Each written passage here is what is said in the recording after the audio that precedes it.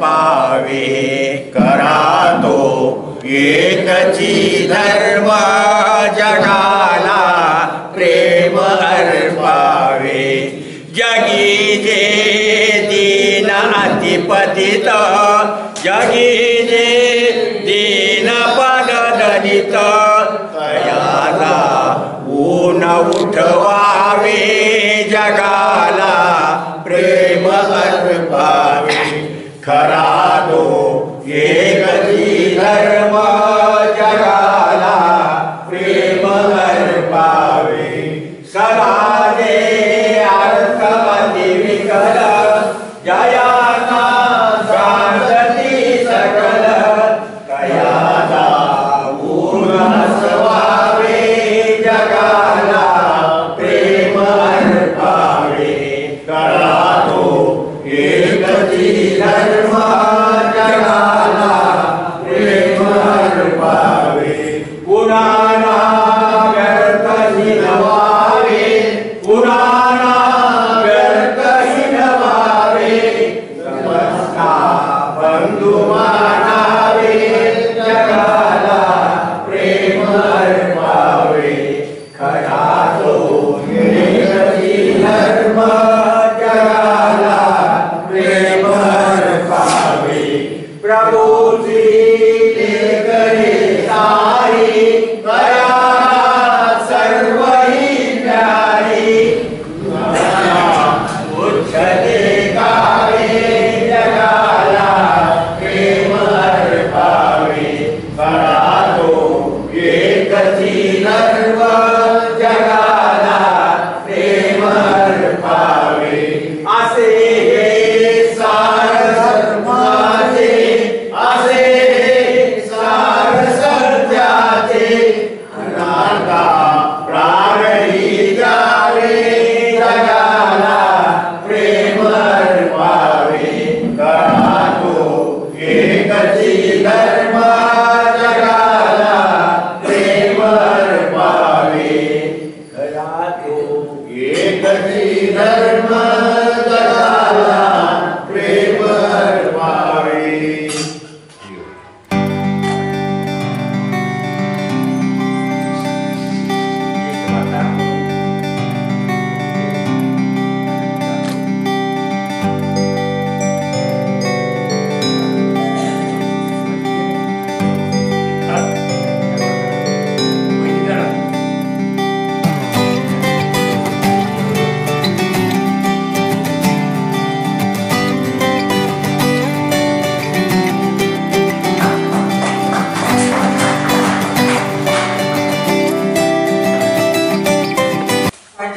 पुढे जातो पुन्हा मागे वळून पाहतो का तर मागच्या भूतकाळाचा किंवा मागं आपल्या काय आहे या संकटाचा मागोवा घेत घेत पुढे जात असतो त्या पद्धतीनं त्याला सिंहावलोकन म्हणलं जातं अवलोकन म्हणजे पाहणे सिंहाचं अवलोकन आपण सुद्धा प्रपंच करत असताना मागं जर वळून पाहिलं नाही तर आपण कुठंतरी अपयशी होण्याची शक्यता असते तेव्हा आपण प्रपंच करीत असताना समृद्ध प्रपंच पुढे नेत असताना मागं सिंहावलोकन करत जात असतो आपण तोट्यात होतो फायद्यात आहे का नाही का फायद्यात होतो ते तोट्यात चालू अशा पद्धतीनं आपल्या संसाराचं मार्गक्रमण चालू असतं तसं आपलं सिंहावलोकन ज्येष्ठ नागरिक संघ दर महिन्याला 17 तारखेला बैठका घेतोय आमचे ज्येष्ठ नागरिक येत आहेत काही कारणामुळे काही नाही येता येत नाही त्यांनाही आम्ही समजून घेतोय पण आमच्या अण्णांच्या सारखी माणसं प्रत्येक मिटिंगला आम्हाला आठवण करतात अध्यक्षांना अध्यक्ष 17 तारीख दगडोप्पा सुद्धा आठवण करतात 17 तारीख तर ही मंडळी भारावून गेलेली ही दर महिन्याच्या 17 तारखेला एकत्र येतात आणि तुम्हाला माहिती नसेल तर अशा पद्धतीने सगळ्या पद्धतीचं विचार विनिमय करून अंमलबजावणी आपल्या प्रपंचामध्ये आपल्या एकूणच हालचालीमध्ये झाली तर निश्चितपणाने योग्य दिशेने वाटचाल होत असते पण बालिश बघा पोक्त विचाराच्या विरुद्ध बालिश विचार म्हणतात बालिश विचार असेल तर ते घर ती व्यक्ती ते गाव हे परागतीला जात असतं म्हणून घरात पोक्त विचारासाठी ज्येष्ठांची गरज असते आज आमच्या तरुणांना आज ते सांगायची गरज आहे की बाळांनो हे ज्येष्ठ आहेत हे रद्दी कागद नाहीत हे रद्दी कागद नाहीत रद्दीमध्ये देण्याचे हे ओरिजिनल कागद आहे बघा ओरिजिनल कुठलेही सर्टिफिकेट आपण त्याला लॅमिनेशन करून ठेवतो किती कांडालेलं असतं 7/12चा उतारा नकाशा कांडालेला असतो आपसात बोललं का कांडालेला असतो परंतु आपण ते लॅमिनेशन करून का ठेवतो ओरिजिनल कागद, हे जे ज्येष्ठ आहेत सगळे हे ओरिजिनल कागद आहेत.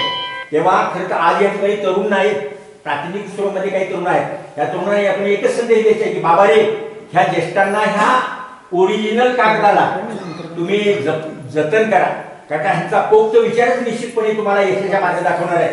अशा पद्धतीचे कार्यक्रम आपण घेत असतो. तर हे कार्यक्रम तुमच्या कानापर्यंत सर्वांच्या जाऊ शकत नाही. या वर्धापन दिनाच्या निमित्तानं, वर्धापन दिन म्हणजे वर्षाची जशी आपली दिवाळी असते तसा आज आपल्या गावाची ही दिवाळी आहे.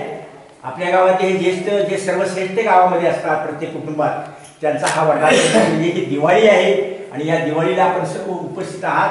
आपण या शोभायात्रेचे शोभा वाढवणारे यात्रेकरू आहात. हे सर्व ज्येष्ठ, ही जी वर्षातून निघणारी शोभायात्रा आहे, ह्या शोभायात्रेत जशी पंढरपूरला दिंडी जाते तसे या शोभायात्रेची शोभा वाढवणारे आपण सर्व यात्रेकरू आहात. या ठिकाणी जानोबाईच्या सेक्शन मला एक नम्र विनंती करायला लागते. आधी माझे आमचे अध्यक्ष आहेत, संचालक आहेत, की फक्त अशा या दिवाळीला, अशा या शोभायात्रेमध्ये, अशा पंढरपूरच्या यात्रेमध्ये जास्तीत जास्त लोकांनी आपली काय कामं असते ती मागं पुढं करून ॲडजस्ट करून सहभागी व्हावं, अशी मी जानोबाईला आणि तुम्हा समाजाला विनंती करतो. दरवर्षी आपली अशी यात्रा निघते, दरवर्षी आपल्याला असा सण होतो. तर अशा पद्धतीनं सर्वांनी सहभागी व्हावं ही मी आज या ठिकाणी माझी खंत व्यक्त करतो. आणि हा कार्यक्रम जास्तीत जास्त कसा मोठा होईल. आता काही मंडळी पारावर बसली आहेत, काही मंडळींना मी गाडी येत असताना वाटेनं सांगते, ही निराशा मनातली झटकून टाका. हा स्वसन्मान आहे, हा आताचा जो आहे सन्मान आहे, हा एक आनंदाचा क्षण आहे. आपल्या जीवनामध्ये फार कमी आनंदाचे क्षण असतात आणि ते फक्त आपण टिपायचे आहे. मोर जसा दाणे टिपतो तसे आनंदाचे क्षण आपण टिपायचे आणि आपलं जगणं आनंदी करायचे आहे. आनंदी जगावं म्हणजे दुसरं तिसरं काय आहे की हे जे आनंदाचे क्षण आहे ते आपल्याला हेरता आले पाहिजे. आनंदाचे क्षण हेरता आले पाहिजे आणि हे टिपता आले पाहिजे. आपणचा परवाच 90वा वाढदिवस आहे. हा 90 वर्षाच्या प्रवासातील हा त्याचा आनंदाचा दिवस होता. हा अखेरचा दिवस आहे. अजून त्याचा प्रवास जीवनाचा चालू असणार आहे. कदाचित 100वा सुद्धा आनंदाचा क्षण त्यांना पाहायला मिळणार आहे. त्यांना कदाचित माहिती नाही. ते म्हणत असेल की आता मी किती वर्ष, काही सांगता येत नाही, कुणाला अंदाज करता येत नाही. तर असे आनंदाचे क्षण आहेत. हे आनंदाने जगण्यासाठी आपण शिकणार आहोत. आणि असे आनंदाचे क्षण कोणकोणते आपण 5 वर्ष अनुभवले ते आमचे संघाचे सचिव आमचे भगवानराव या ठिकाणी आपल्याला गेल्या 5 वर्षामध्ये आपण काय काय केलं. शांतपणे बसून आराम करा असे म्हणत महत्त्वाच्या निर्णय प्रक्रियेपासून ज्येष्ठांना नजरअंदाज करून त्यांना गप्प करणारी सध्याची पिढी ज्येष्ठांची मानसिक कुचंबना करीत असते. अशा परिस्थितीत कुटुंब समाजाचा ज्येष्ठाकडे पाहण्याचा सकारात्मक दृष्टिकोन वाढीस लागून त्यांना मान सन्मान मिळावा, त्यांना हक्क कर्तव्याची जाणीव जागृती व्हावी आणि ज्येष्ठांना मनमोकळेपणाने निकोप संवाद साधण्यासाठीचे एक मुक्त व्यासपीठ म्हणून ज्येष्ठ नागरिक संघाची स्थापना करण्यात आली आहे. आमच्या संघाच्या दरमहा 17 तारखेला नियमित मासिक स्नेह बैठका होत असतात. त्यात सर्वांना व्यक्त होण्याची संधी उपलब्ध करून दिली जाते. यावेळी त्यांना पौष्टिक स्वादिष्ट अल्पाहार दिला जातो. तसेच ज्येष्ठ नागरिक संघाच्या वतीनं सदस्यांचे महिन्यातून नियमित वाढदिवस साजरे केले जातात. दरवर्षी लोकसहभागातून संघाचा वार्षिक वर्धापन दिन उत्साहात साजरा करण्यात येत असतो. वर्षातून एक सहल काढून नैसर्गिक, धार्मिक व ऐतिहासिक स्थळांना भेटी देऊन मनसोक्त आनंद लुटला जातो. पहिल्याच वर्षी सर्वांसाठी सातारच्या स्वास्थ्यम हॉस्पिटलतर्फे मोफत सर्व रोग निदान व उपचार शिबिर आयोजित करण्यात आले होते.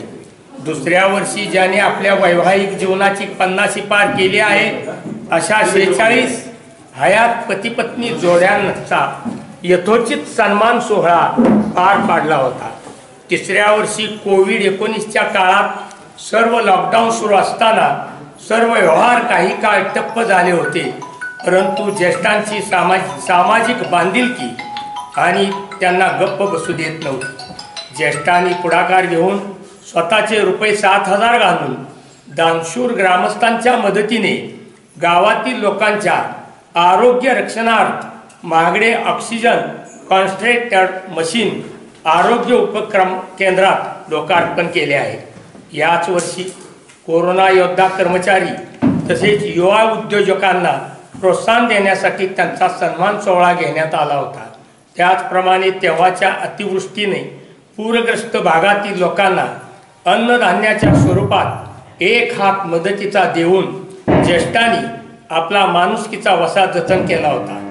ग्रामपंचायत जेच्या वतीने आयोजित कालबाह्य विधवा प्रथा निर्मूलन उपक्रमातही ज्येष्ठांनी ठाण्याचे मुंबई दानशूर व्यक्ती मुळे व पियुष जोशी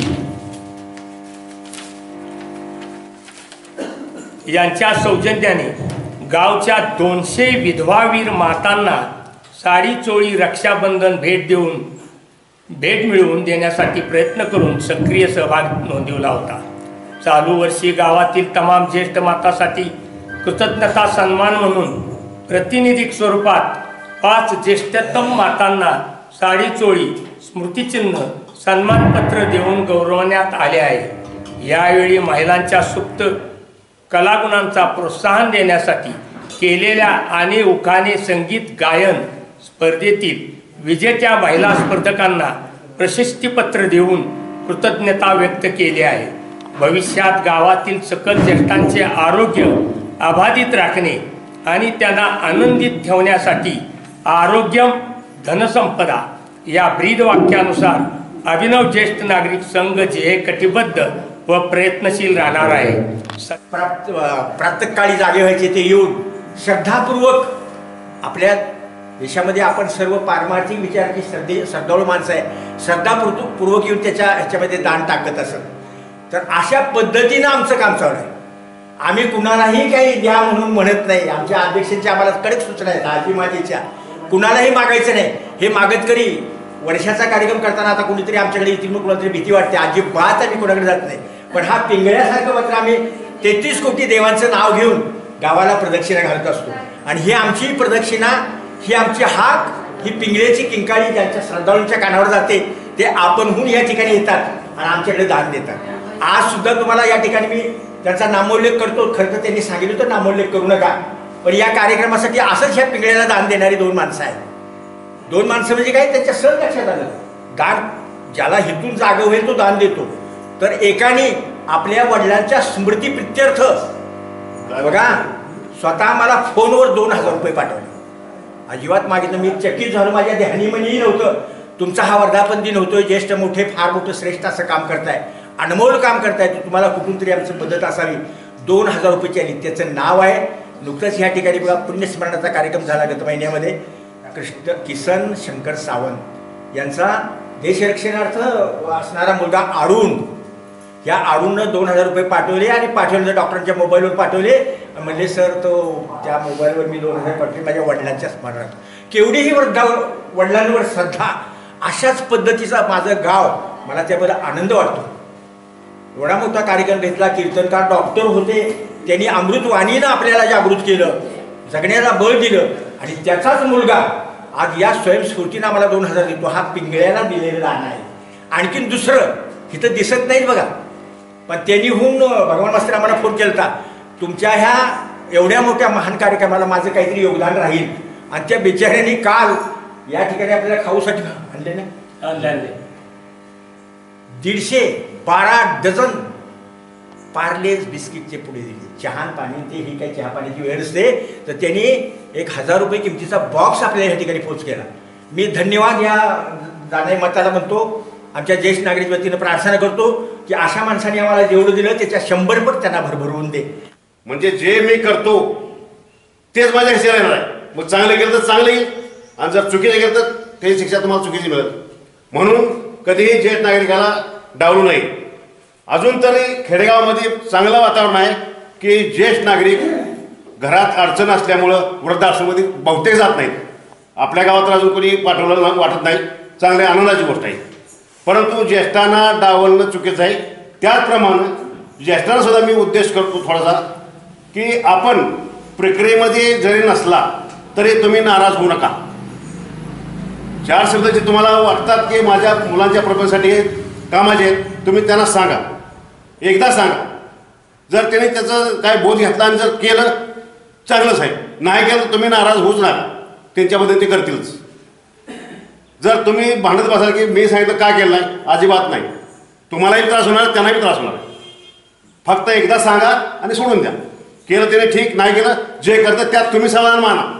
तुम्ही जर समाधान नाही मानलं तर तुमच्या आपल्या तब्येतीवर त्याचा परिणाम होणार आहे. तर सुखी जगायच्या एवढ्यासाठी की चिंतामुक्त आणि टेन्शन कुठली घ्यायचं नाही. ह्या वयामध्ये टेन्शन घ्यायची आवश्यकता आहे, कारण बहुतेक तुमच्यावर आता प्रपंचाची जबाबदारी नाही आहे. फक्त बसायचे, गाईड करायचे आणि निवांत राहायचे. नाहीतर काय होतंय, खास करून लेडीजमध्ये, गड्यापेक्षा लेडीजमध्ये असं होतंय, म्हाताऱ्याला काय काम नसतं. मग 2-3 म्हातारे शेजारी बसले की आपले बसते त्या, माझी सून अशी करते, माझी सून तशी करते, मला म्हणजे ताप देते. तर ह्या गोष्टी तुम्ही कोणाला बोलूच नका. ताप देत असते तर घ्या ताप, कारण तुम्ही सासूला ताप दिला नाही म्हणून तिचा लय जास्त ही करू नका. त्यामुळे काय, तुम्ही जर सांगितलं दुसऱ्याला, तुम्ही पुन्हा कोणाला सांगणार आणि ते त्या सुनेपर्यंत पुन्हा बोलणार, आणखी तुम्हाला त्रास होणार. त्यापेक्षा जे आहे ते चांगलं समजून घ्यायचे, शांत राहा. जितकं तुम्ही मौन राहाल, शांत राहाल, हां व्यक्त व्हा, बोललं पाहिजे. ज्याप्रमाणे आम्ही आता ज्येष्ठ नागरिक संघ बनवलेला आहे, ज्येष्ठांचा, पुरुषांचा, तर बायकांना सुद्धा आम्ही लेडीजला मी सहभागी करणार आहे. त्यासाठी आमचे एक थोडं असे एक आखणी आहे की आपल्या संघासाठी काहीतरी एखादं विरंगुळा केंद्र पाहिजे. त्यासाठी आम्ही जागा हे करण्याचा प्रयत्न करतोय, मिळवायच्या आपलं हे जिल्हा परिषद किंवा कलेक्टर साहेबाकडून. जागा मिळाल्यानंतर आम्ही फंड आणणार, आमदार खासदार फंड आणणार आणि त्यासाठी एक इमारत छोटीशी उभी करणार चांगली. तिथं तुम्हाला एक हॉल असणार, रूम असणार, वॉशरूम असणार, सगळे असणार. आणि त्यावेळेस मात्र तुम्ही लेडीजनी सुद्धा त्या ह्याच्याचा लाभ घेतला पाहिजे.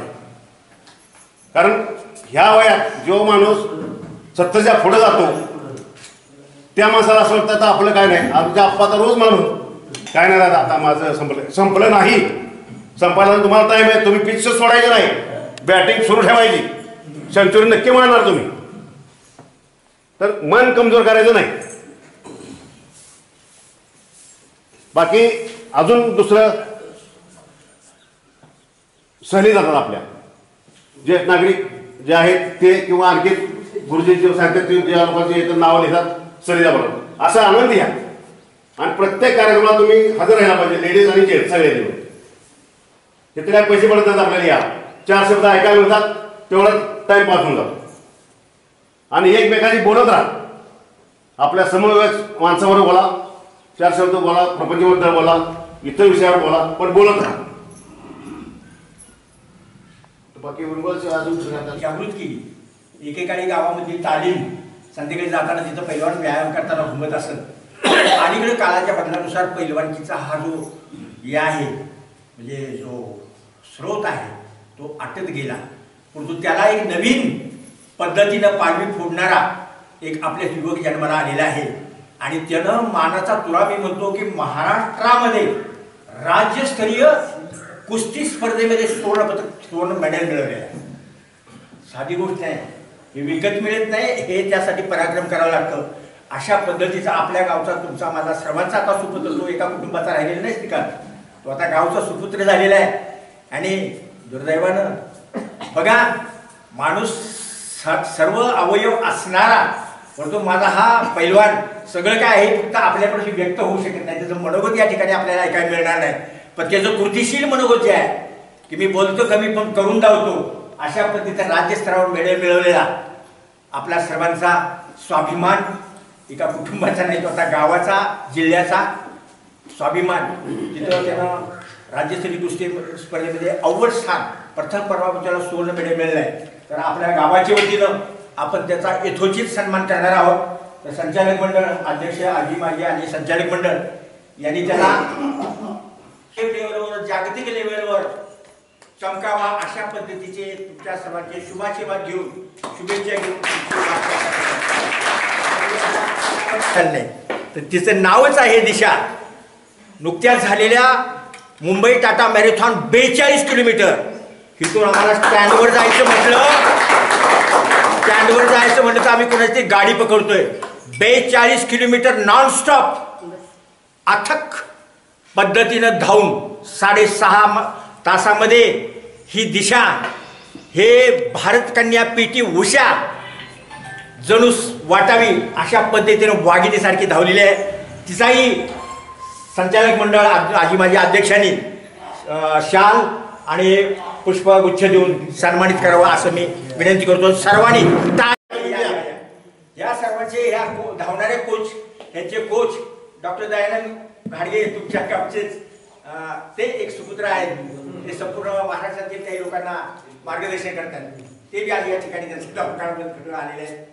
तर या ठिकाणी सगळे सांधे हलू द्या, तुम्हाला एवढाही कुठलाही आजार शिवणार नाही, आजार तुमच्या जवळ येणार नाही अशा पद्धतीचा संदेश देणारे हे मॅरेथॉन रनर पटू हे आपल्या गावचं वैभव आहे, आपल्या गावचं सोनं आहे.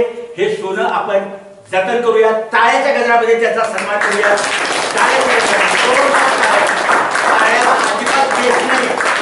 त्यांनी हिंडतं फिरतं राहावं आणि गावातील ज्येष्ठांना एक चांगला संदेश द्यावा की आपलं आरोग्य उत्तम ठेवलं तर आपल्या गावामध्ये हिंडता फिरता येतं. आपण बिछाण्यावर पडून खिळून राहत नाही, डॉक्टरचा उपचार घेत नाही.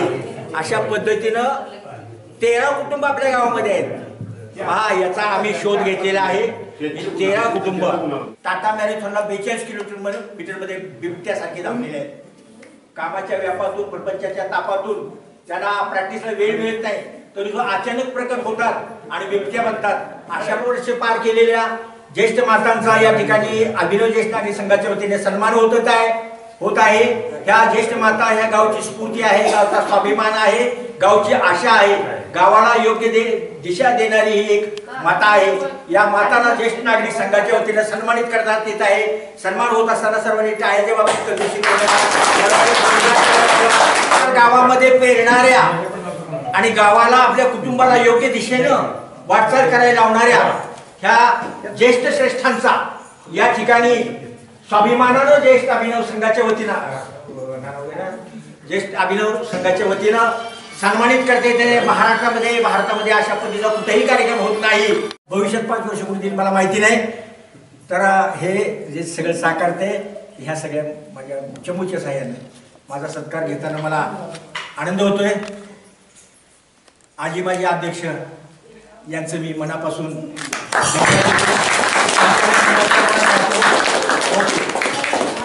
मला माझे दोन्ही भाऊ पहिल्यांदा या प्रवासामध्ये आले. त्यांच्या मागणं मी ह्याच्यात आली. माझ्या आईने ह्यात सुरुवात केली. तिने ह्यात मला ओढलं पहिल्यांदा. हळूहळू घरातल्या सगळ्यांनी साथ दिली म्हणून मी ह्यात करू शकली. इतरांना काय संदेश रोज करणं गरजेचं आहे. ह्या प्रवाहामध्ये राहणं खूप आवश्यक आहे.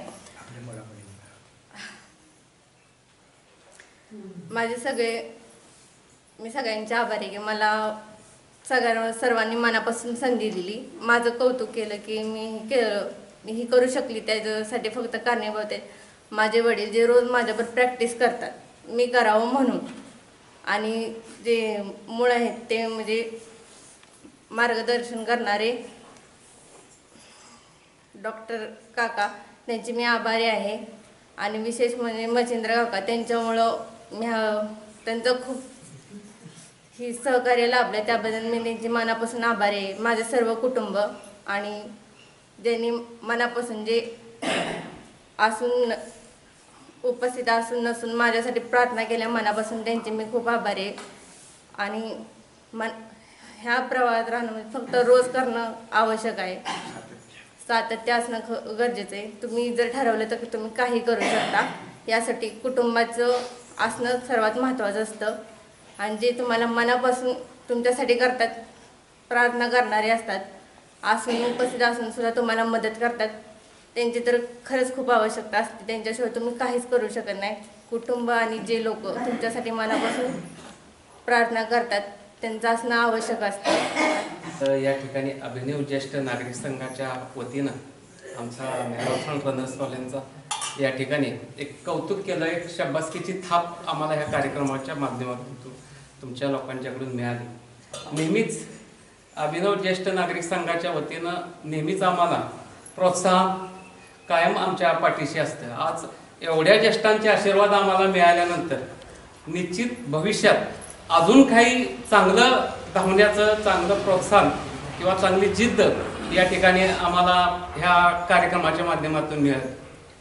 आज घाडगे गुरुजींच्या पाठोपाठ तसेच डॉक्टर दयानंद घाडगे सरांच्यामुळं आज खऱ्या अर्थानं आम्ही आज ह्या क्षेत्रामध्ये पाऊल टाकलं. गेली 5 वर्ष झालं आम्ही मॅरेथॉन धावणे, सायकलिंग करणं, आता ट्रॅकिंगमध्ये देखील थोडंसं गेली 2 वर्षापासून आम्ही त्यात बी काम करतोय.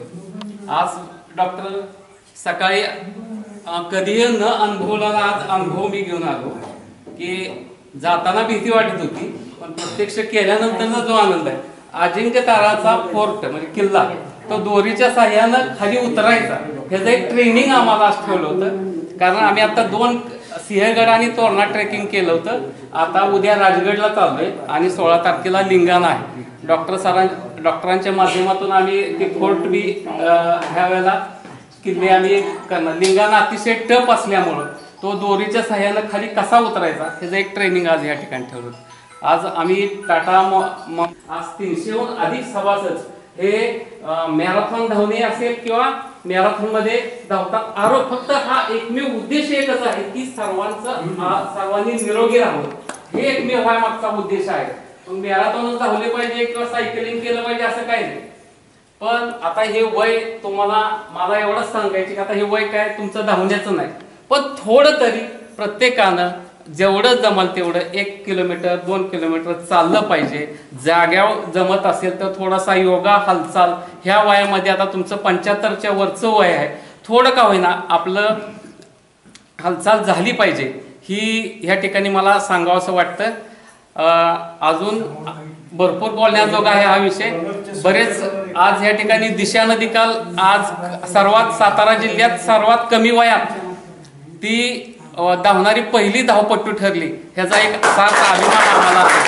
आणि या प्रणवचं बी खास करून खूप कौतुक करावं. आज त्यानं कुस्तीमध्ये प्रथम क्रमांक मिळवला, हे देखील गावाच्या दृष्टीने एक अभिमानाची बाब आहे. मी खरं या ठिकाणी धन्यवाद देतो डॉक्टर दयानंद घाडगे सरांना की आम्हाला या क्षेत्रात आज जिहेतली आम्ही दोघं होतो, मच्छिंदर फडतरे, आता काही आणखीन त्याच्यात 8-10 म्हणता अजून लोकांची वाढ व्हायला लागली. कारण लोकांना आता आरोग्याचं महत्त्व कळायला लागलं. प्रत्येकानं स्वतःसाठी उठून पाठाचं 1 तास 1.5 तास तरी एक व्यायाम केला पाहिजे. आणि ही आरोग्याची चळवळ अशीच पुढे चालू राहिली पाहिजे. सर्वांचं आरोग्य निरोगी राहावं, सर्वांना दीर्घायुष्य मिळावं, ही या ठिकाणी मी अपेक्षा व्यक्त करतो व या ठिकाणी थांबतो. जो कडा आहे बघितल्यानंतरच आपल्या काळजात धस होते, अशा पद्धतीचा एक मला वाटतं 100-150-100च्या आसपासचा कडा आहे. तो दोरीनं उतरण्याचं साहस आज सकाळी केलेलं आहे. 9 वाजता त्यांचा तो रॅपलिंगचा कार्यक्रम संपला. म्हणजे सतत त्यांच्या ह्या प्रक्रिया चालू आहेत. तेव्हा ते रॅपलिंगचा आजचा मी व्हिडिओ पाठवेन तुम्हाला बरं का. तर अतिशय चित्तथरारक असं बघताना हे होत होतं. तर हे तुमची माहिती सांगितली आजची त्यांची ही. आता यानंतर आपण फक्त मनोगत बोला बोला सारखा. आता तुम्हाला सांगण्याचे कारण माझ्यासारखे काय चालवा बहिष्कार झालाय ना, तर असं काय करू नका. तर तुम्ही व्यायाम करा, गुरुजी काय म्हणते ते ऐका, असा नाही व्यायाम करायचा. मी कुठं होती महिना, कुठं होती सरकारी दवाखान्यात 1 महिना काढला. कारण काय आजारी झाले ते कसं निघालं. तोंड बांधून पहिली होती बाल्याला मुसकी, तुम्हाला घातली आता मुसकी. काय बराबर धान्याच्या कधी कुणाच्या घरी यायचे. आता सध्या एखाद्या बिघडण्यात पोटाला किलो लागला. आज तुम्ही किलोने खाता, पहिला आम्ही पाथरीने खात होतो. तरी बोलण्याचं कारण मी माझ्या लेकाने सत्कार केला महिनाभर येऊन, माझ्या सुनाने केला. आणि तुम्ही आता म्हणताय दूध पिऊ नका. आम्ही पहिल्यापासून गोविंद धामणे त्यांचे जेठ कन्या मी, तर पाटलाच्या घरी मी आली तर ठीक नाही. आता लिवले आज सांगाय 12 माणसं माझ्या घरात होती. जणी थोरला दीड थोपटा राहिला. थोपटा राहिल्यावर मी मधली आणि दाखलं यशवंता. तर थोरला दीड गेलं तर वाट्यात. मग घरी सासूचुना 12 मसाचं करून घातलंय म्या. तुम्ही आता घालताय का? नाही. तुम्ही आज काय करताय? बटाट खाताय, भाकरी करा ना, थापून करताय.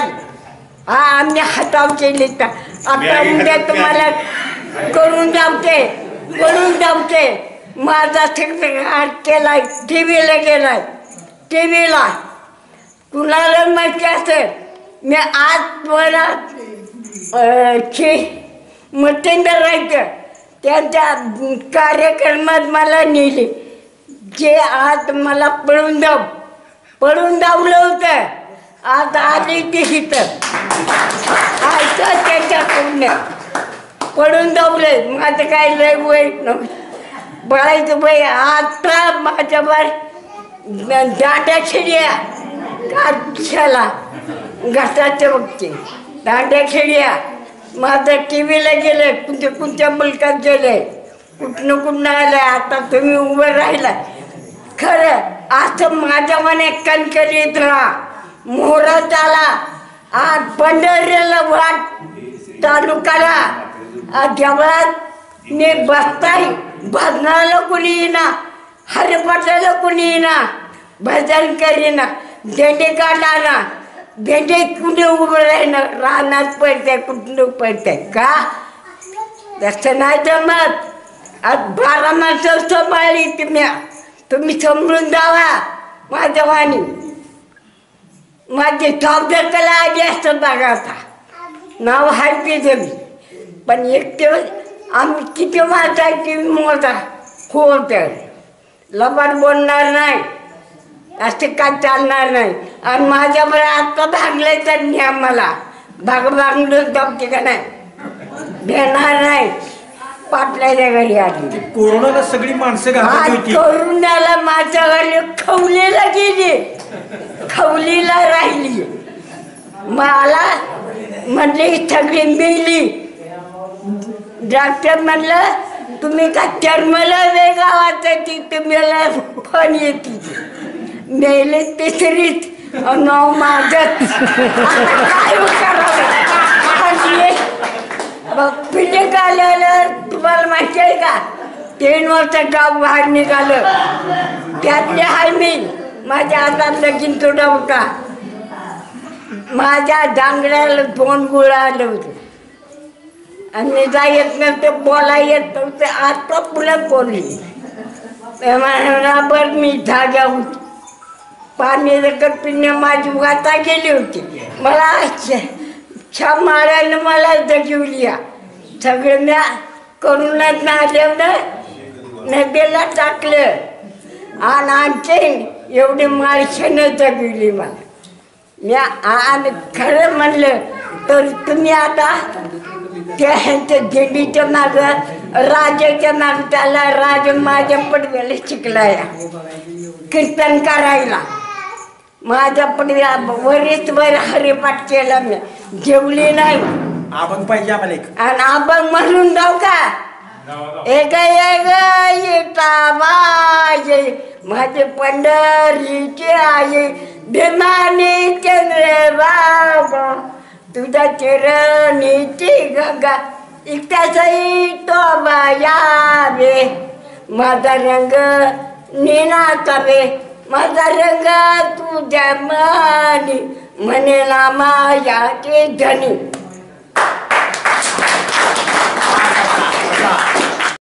ह्याला चालत आले म्हटलं आता जाणार कसं? चालत जाणार तर अशा पद्धतीची एका मल्लासारखी भाषा करणाऱ्या आपल्या मी खरंच हिंद केसरी माता भाग्यबाई म्हणलो. त्यांचं मनोगत ऐकून आपल्याला निश्चितपणानं स्फूर्ती मिळाली असेल.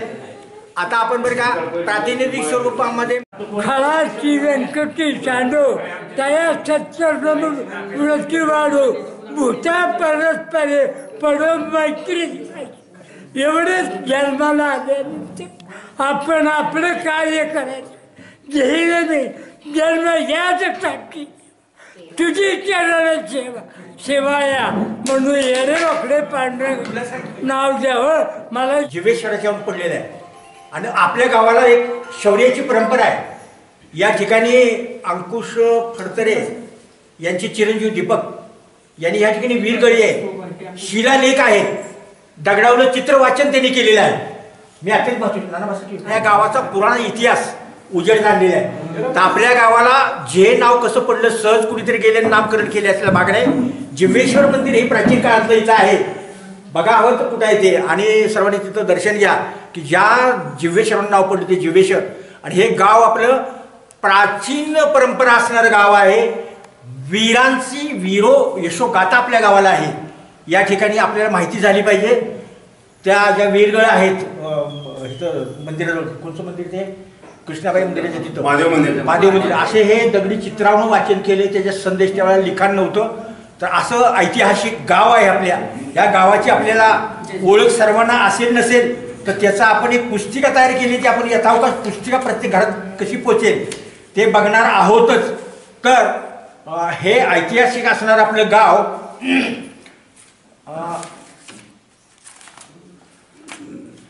ऐतिहासिक असणाऱ्या आपल्या गावाची आपल्याला ती तोंड ओळख झाली पाहिजे.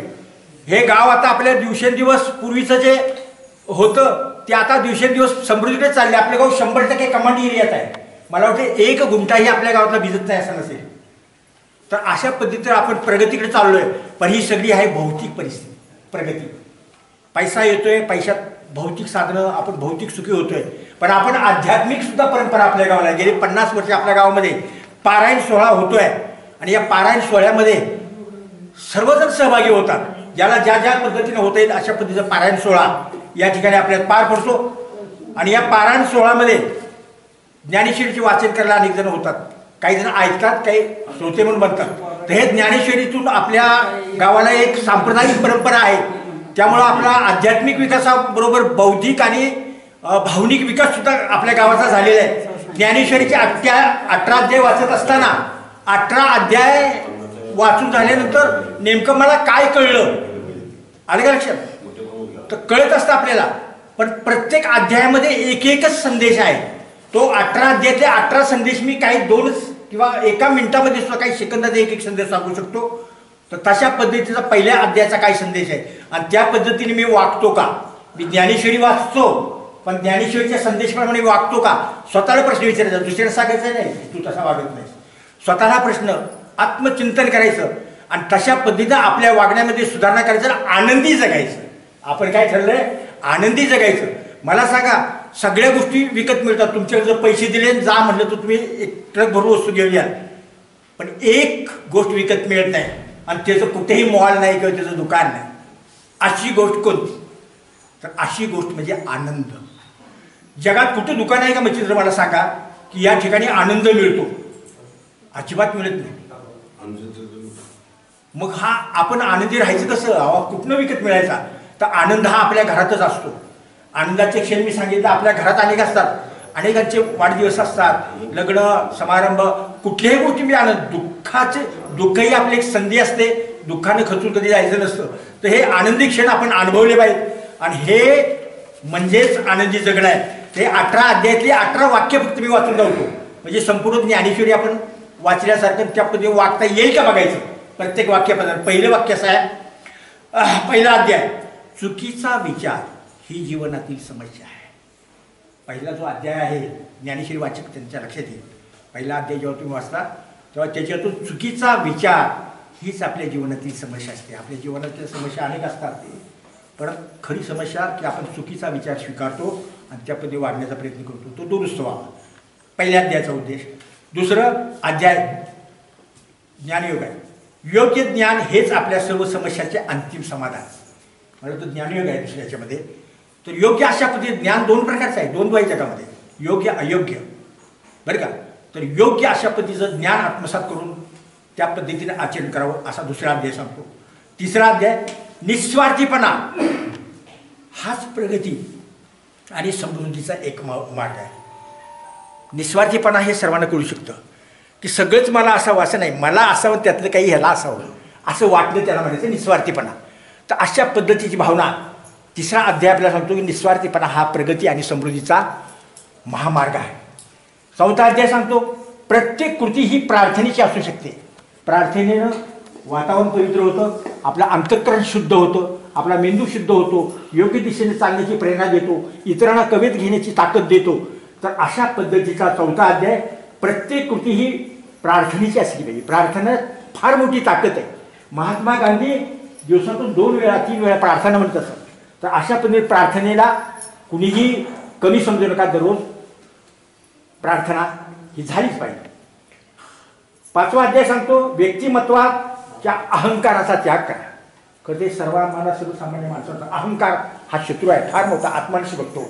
अहंकाराचा त्याग करा आणि अनंताच्या आनंदाचा आनंद घ्या. अनंताच्या आनंदाचा आनंद घ्या असा 5वा अध्याय सांगतो. 6वा अध्याय सूचित करतो दररोज चेतनेशी कनेक्ट राहा. चेतना म्हणजे ईश्वर, पवित्र आत्मा. दररोज एकदा तरी तुम्हाला ईश्वराचं ध्यान झालं पाहिजे, चिंतन झालं पाहिजे. सकाळी उठल्या उठल्या स्नान संध्या उरकल्यानंतर किती वेळेत असा तुमच्या देवाकडे जाऊन नमस्कार केला पाहिजे. गावातून जाताना मंदिर दिसले की त्या ठिकाणी नतमस्तक व्हा. अशा म्हणजे ह्या चेतनेशी, पवित्र चेतनेशी कनेक्ट राहा. कनेक्ट राहा म्हणजे जोडलेले राहा. देवाचा माझा काही संबंध नाही अशा पद्धतीची कृतज्ञतेची भावना मनामध्ये नसावी. 7वा अध्याय तुम्ही जे शिकता ते जगा. बघा आपण जे काही शिकतो त्याच्यातून आपल्याला ज्ञान प्राप्त होतं ते केवळ परीक्षेत नंबर काढण्यासाठी नसतं, तर ते जगण्यासाठी असतं. मी काय शिकलो, सत्य बोलावे हे जर शिकलो असेल तर मी आचरणात आणलं पाहिजे. कमीत कमी असत्य बोललं पाहिजे म्हणजे ते सत्याचं आचरणात आणलं असं होऊ शकतं. अजिबात असत्य बोलणं घडू शकत नाही. दररोज तुम्ही स्वतःला कधीही सोडू नका. नाही आता माझ्यात काही राहिली नाही, उरले नाही, मी कुणाच्या कामात नाही, अशा पद्धती नकारात्मक भावना आपल्या जीवनामध्ये अजिबात आणू नका. स्वतःला अजिबात सोडू नका. स्वतःला घट्ट पकडून राहा. इतरांना आपण पकडतो पण स्वतःला पकडा. त्यानंतर 9वा अध्याय तुमच्या आशीर्वादाची कदर करा. अनेक लोक आपल्याला आशीर्वाद देतात. आशीर्वाद देणारे ज्येष्ठच असतात, फार मोठे असतात नाही, छोट्यातून सुद्धा आपल्याला एक वेगळ्या पद्धतीने आशीर्वाद मिळतो. कारण प्रत्येकाच्या हित ईश्वर आहे. कुठे शोधीशी रामेश्वर आणि कुठे शोधीशी काशी, हृदयातील भगवंत राहिला उपाशी.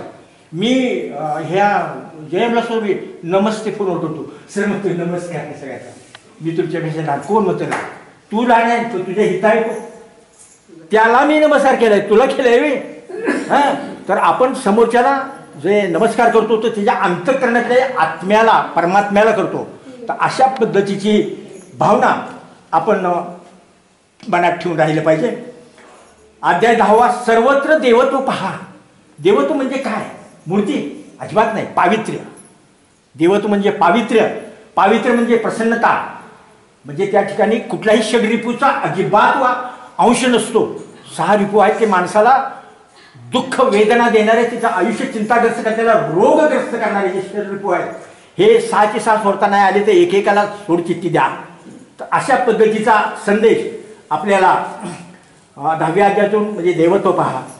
11वा अध्याय सांगतो सत्य जसे आहे तसे पाहण्यासाठी पुरेसे समर्पण करा. हे पाय इथं तुम्हाला प्रत्येकाला वेगवेगळे दिसत असेल. आता मी उभा आहे तर प्रत्येकाला मी वेगवेगळ्या पद्धतीने दिसेल. तुम्ही सर्व वेगवेगळ्या पद्धतीने. मी आपणच्याकडे मला त्यांचा चष्मा दिसतोय, ह्यांच्याकडे मला त्यांची टोपी दिसते, इथं टिकली दिसते. म्हणजे प्रत्येक जण एकमेकाकडे पाहतो ते वेगळेपणानं पाहतो.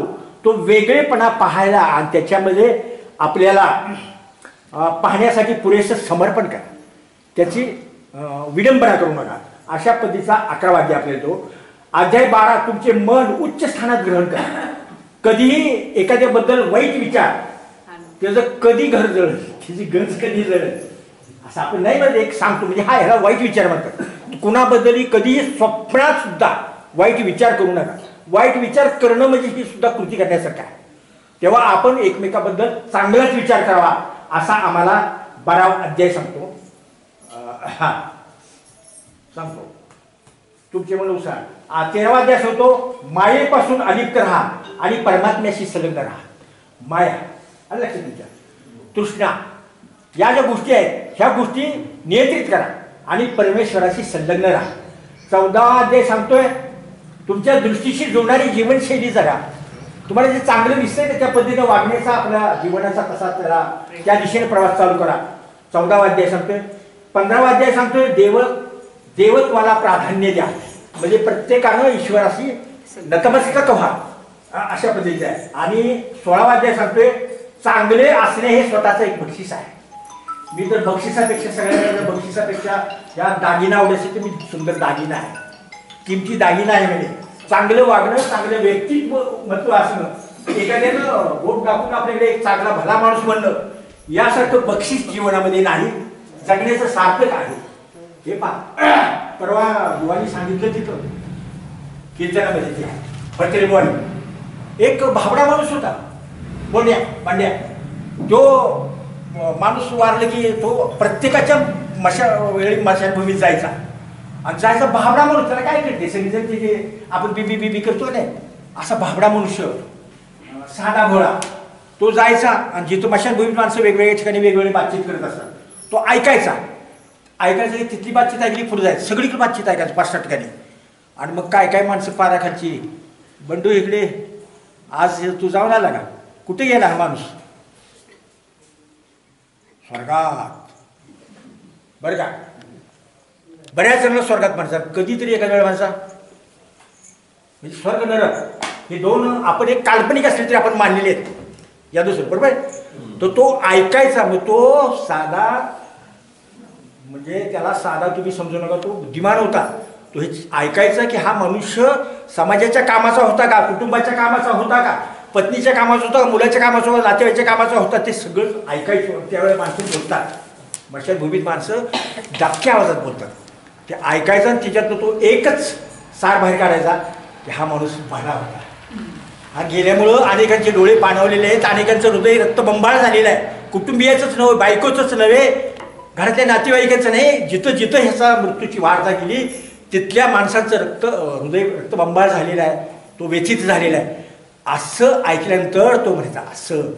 आणि बरं झालं, गावाला कटकट होती, कुटुंबातली माणसं तर वैता गेली होती, गावाला काय ना असं काय बोलायची माणसं, त्याच्याबद्दल विचारते असं काय की कुठे गेला नरकात.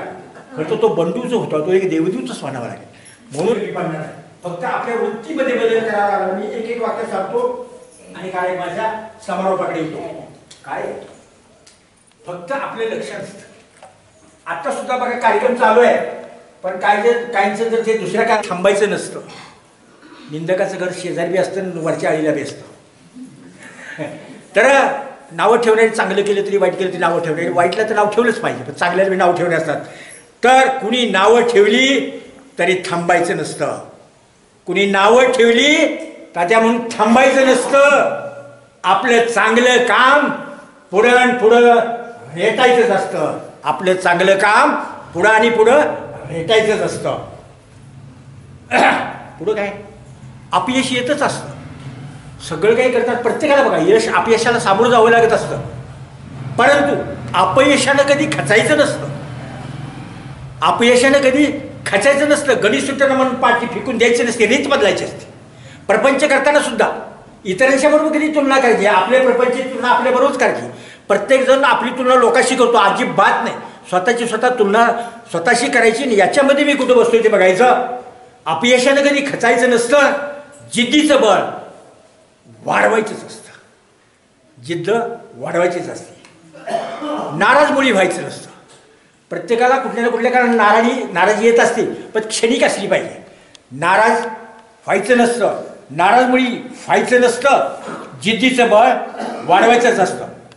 चैतन्य सदा फुलवायचं असतं. चैतन्य म्हणजे काय, सकारात्मक भाव, एकमेकाबद्दलची ओढ आस्था ही आपण खंडित होऊ देता कामा नये. चैतन्य हे सदा फुललेलंच पाहिजे. कधीही चेहऱ्यावर तुमच्या नाराजीची छटा, नाराजीची रेषा नाही दिसली पाहिजे. सकाळी जर मी काही माणसांना म्हणतो, संध्याकाळी फोन केला तर मी गुड मॉर्निंग म्हणतो. इडे काय म्हणते, मी बी इडे, संध्याकाळी गुड मॉर्निंग म्हणते. मी म्हणतो थांबा, चुकलेलं मी अजिबात नाही. सकाळी सकाळी आपण कसं असतो फ्रेश, आंघोळ वगैरे स्नान संध्या झाली असते, थोडासा नाश्ता फ्रेश असतो. तेच फ्रेश पण संध्याकाळपर्यंत पाहिजे. मग संध्याकाळी मला न कळत त्याला फोनवर सांगायचं असतं गुड मॉर्निंग. मी सकाळी होतो तसाच आहे, मी अजिबात थकलेलं नाही दिवसभराच्या कामाला. मग संध्याकाळी 12 वाजता तुम्ही फोन केला तरी गाडी घेऊन म्हणणार गुड मॉर्निंग. येडे, लक्षात ठेवा, फ्रेश दिवसभर फ्रेश असलं पाहिजे. पाय ओढले म्हणून पडतायचं नसतं, हे काम करणारी संख्या भरपूर आहे बरं का. आपल्याच गावात नाही, सगळ्या गावात, इंडियन जगात. पाय ओढलं, खेकडे सर आपण नेहमी बोलतो की पुढे चाललं की दुसरा खेकडा त्याला खाली ओढतो. त्यामुळे त्या जागतिक प्रदर्शनामध्ये खेकड्याचा डबा ठेवला होता, तर त्याला झाकण नव्हतं का, तर ते म्हणले बाहेर नाही खेकडे पडणार का, ते वर चाललं की दुसरा त्याला खाली ओढणार. म्हणजे आपलं प्रदर्शन केलं होतं भारतातलं, तर ते नाही म्हणजे आम्ही नाही ह्याच्यावर झाकण ठेवलं. खेकडे जिवंत असले तरी ते खालचं काम ओढायचं करतात, त्याला वर जाऊन देणार नाही. तसं तुम्ही प्रगती करणार असाल ना, तर तुम्हाला कोणते अडथळे, काटे, फुलं टाकण्यापेक्षा काटे टाकणारी मंडळी भरतात. पाय ओढले म्हणून परतायचं नसतं, पाय ओढलं म्हणून परतायचं नसतं, पुढं आणि पुढं पुढं पुढं जायचंच असतं. अशा पद्धतीचं वागणं आपल्याला करायचं असतं. लोकनिंदेला कधी घाबरायचं नाही. किती बी निंदा करू द्या, तुम्ही चांगल्या दिशेने चाललंय ना, चांगला हेतू आहे का तुमचा, खुशाल माईक लावून निंदा करू द्या, अजिबात घाबरायचं नाही. मी बरोबर बोलतोय, चुकत असलो तर गुरुजी आपण ते चुकताय म्हणायचं, पुढे आणि पुढे जायचं. लोकनिंदेला घाबरायचं नसतं. आपलं सामर्थ्य, प्रत्येकामध्ये सामर्थ्य आहे, सुप्त सामर्थ्य आहे. काय दृश्य असतं, सुप्त सामर्थ्य असतं, हे सामर्थ्य दाखवायचंच असतं. लोकनिंदेला घाबरायचं नसतं, आपलं सामर्थ्य दाखवायचंच असतं. आणि शेवटी जीवनात खूप खूप करण्याचं असतं. मी अतिशय मार्ग मिळवला, अभिनंदन आहे. गावाचं नाव आपल्या कुठल्याही क्षेत्रामध्ये उज्ज्वल होत जाते. आता शेतकरी, तरुण शेतकरी जे आहेत, यांचा ऊस यावर्षी 40 कांड्यावरती ऊस होता. म्हणजे तरुण पोरं जी शेती करतात ते सुद्धा म्हणजे अगदी एकरावरती 100-80-90-100 टनापर्यंत सुद्धा उत्पन्न करतात. म्हणजे आपलं गाव कोणत्याही गोष्टीमध्ये मागं नाही. कुठले मच्छिंद्र फडतर यांचा 55 कांडीवरती ऊस होता, काल परवा बघितला आम्ही. पण आश्चर्य वाटणं, म्हणजे आश्चर्य वाटण्यासारख्या गोष्टी आपल्या गावामध्ये आहेत. कर्तृत्ववान गाव आहे. आता गुरुजींनी ज्ञानेश्वरी पारायणीचं सांगितलं. पुढच्या वर्षी आपला, या वर्षी जे ज्ञानेश्वरीचं पारायण आहे ते 49व्या वर्षाचं पारायण आहे.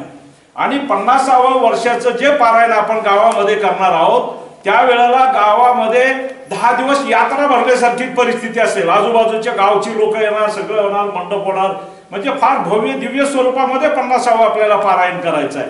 म्हणजे आपलं गाव कुठेही मागं नाही, कुठेही मागं नाही. आपल्याला संस्कृती आहे, आदर्श आहे, एकमेकाचा सगळे आदर करत असतात, एकमेकाला सहकार्य करत असतात. आणि स्वास्थ्यमच्या फिटनेस या टीमला मी खरोखर आभार मानेन. त्यांना अजून शुभेच्छा त्यांना व्यक्त करतो की गावातील अजून तरुण त्यांनी त्याच्यामध्ये सहभागी करून घ्यावेत. तर लहू कुंभार आहे, माधव कुलकर्णी सुद्धा रनिंगला जातात. म्हणजे लहू कुंभार तर त्याची मंडळी आणि ते नवरा बायको जातात रनिंगला. अजिंक्य तारा वगैरे ह्या बातम्या येतात पेपरला किंवा मोबाईलवरती, युट्यूबला, ह्याच्यावरून आम्हाला माहिती पडते. तर आपण सगळ्यांनी आपलं स्वास्थ्य जपलं पाहिजे. ज्येष्ठ नागरिक संघटना, आमचे कार्यकारी समिती प्रल्हाद जाधव माजी सरपंच आहेत, मंगल काका आहेत, ते विठ्ठल भडतरे आहेत, बाळासाहेब खजिनदार आहेत आमचे, आणि अनेक कार्यक्रम राबवतो. आम्ही पैसे मागत नाही. ज्येष्ठ नागरिक संघटना कुणाकडूनही पैसे घेत नाही. आम्ही आमच्या जवळचे पैसे घालतो. आता 11 मारुती दर्शन आपण यावर्षी काढलं आहे ना गुरुजी. यावर्षी 11 मारुती एसटीच्या गाड्या, डेपो मॅनेजर आपल्याला गुरुजींनी सांगेल त्यावेळेला डेपो मॅनेजर उपस्थित असतात. पाहिजे तेवढ्या गाड्या आपल्याला लगेच देतात. किती गाड्या पाहिजे तुम्हाला? नुसते शिंदे साहेब आहेत, आमचे नातेवाईक आहेत. शिंदे साहेबांना त्यांनी गुरुजींनी सांगितलं ना, गुरु आम्हाला अशा एसटी पाहिजे. तेव्हा किती एसटी पाहिजेत, कधी एसटी पाहिजेत, आणि ड्रायव्हर सुद्धा चांगल्या प्रकारे देतात आपल्याला. त्या 11 मारुतीच्या दर्शनाला आम्ही गेलो. बाहेरच्या काय ट्रिप आल्या होत्या एसटीच्या लोकांनी, त्या गाड्या त्यांनी अर्धा किलोमीटर लांब उभे केले की पुढे डोंगरावरती चढ आहे बाबा, इथून काय जाणार नाही. पण आपल्या गाडीच्या ड्रायव्हरने आम्हाला विचारलं सुद्धा नाही. त्यांनी त्या चढातून ह्याच्यातून गाडी आपल्या 11 मारुतीच्या दर्शनावरती नेली. आप्पा असतात प्रत्येक वेळेला ट्रिपला. म्हणजे हे ज्या योजना राबवतो आपण, आपल्या गावातल्या लोकांच्यासाठी राबवतो, त्यांच्या भविष्यासाठी राबवतो, त्यांना दीर्घायुष्य लाभावं म्हणून आपण राबवतो. आता पुढच्या आमच्या अध्यक्षांनी सांगितलं, प्रल्हाद जाधवनी, की भवितव्यामध्ये आपल्याला जर आम्ही आता भूखंडाची मागणी करतोय, काल ग्रामसभेमध्ये आपण एक तो ठराव केलेला आहे, जर आम्हाला जागा मिळाली ज्येष्ठ नागरिक संघटनेला, तर आपण त्या ठिकाणी चांगलं ज्येष्ठ नागरिक संघटना भवन उभं करणार आहोत. त्या भवनमध्ये ज्येष्ठ नागरिकांच्यासाठी, आरोग्यासाठी डॉक्टर उपलब्ध असतील, 24 तास डॉक्टर उपलब्ध असतील. पुरुषांच्यासाठी वेगळा हॉल असेल, स्त्रियांच्यासाठी वेगळा हॉल असेल, त्या ठिकाणी टीव्ही असतील, करमणूक मालिका बघायला, कार्यक्रम बघायला, बातम्या बघायला, म्हणजे विरंगुळा केंद्र, आदर्श विरंगुळा केंद्र आपण या ठिकाणी करू की ज्या ठिकाणी एसी एअर कंडिशन हॉल असतील. उन्हाळ्यामध्ये माणसांना गरम होत आहे तर त्यांनी तिथं जाऊन आराम करायचा, झोपायचा, आराम करायचा, बातम्या बघायच्या, अजिबात कुठल्या गोष्टीचं टेन्शन घ्यायचं नाही. आपली तब्येत सांभाळायची, डोकं शांत ठेवायचं, कुठल्या गोष्टीचा वादविवाद करायचा नाही, काय आहे ते सगळं सोडून द्यायचं. आपली जिद्द, आपण वेलकम, आपण फिट आहोत हे आपल्या मनामध्ये असलं पाहिजे.